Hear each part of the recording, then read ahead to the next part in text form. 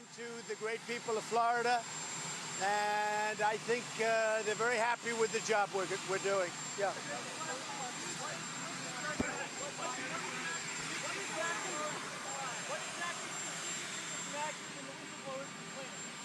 What?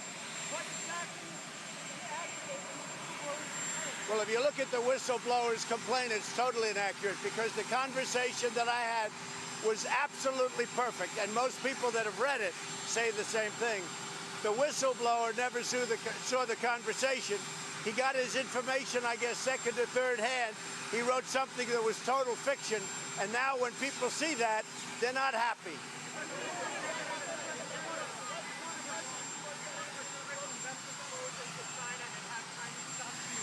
Well, we're looking at a lot of different things. China's coming in next week. We're going to have a meeting with them. We'll see. But we're doing very well. Some of the numbers, I think, are being affected by all of the nonsense, all of the politics going on in this country by the Democrats. I call them the do-nothings. They do nothing for this country. They don't care about this country. But the numbers really are looking very good going into the future. So we'll see. I have a lot of options on China.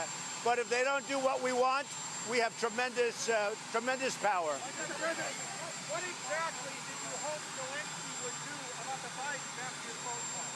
Exactly. Well, I would think that if they were honest about it, they'd start a major investigation into the Bidens.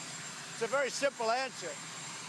They should investigate the Bidens, because how does a company that's newly formed, and all these companies, if you look at, and by the way, likewise, China should start an investigation into the Bidens, because what happened in China is just about as bad as what happened with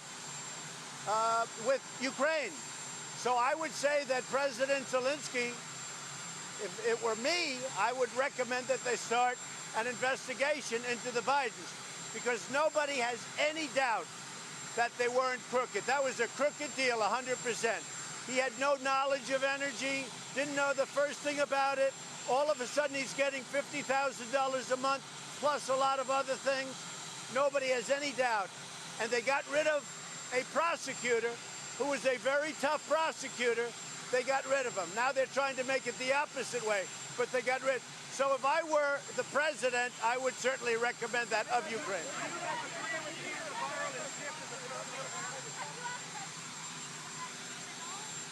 I haven't, but it's certainly something we can start thinking about, because I'm sure that President Xi does not like being under that kind of scrutiny, where billions of dollars is taken out of his country by a guy that just got kicked out of the Navy.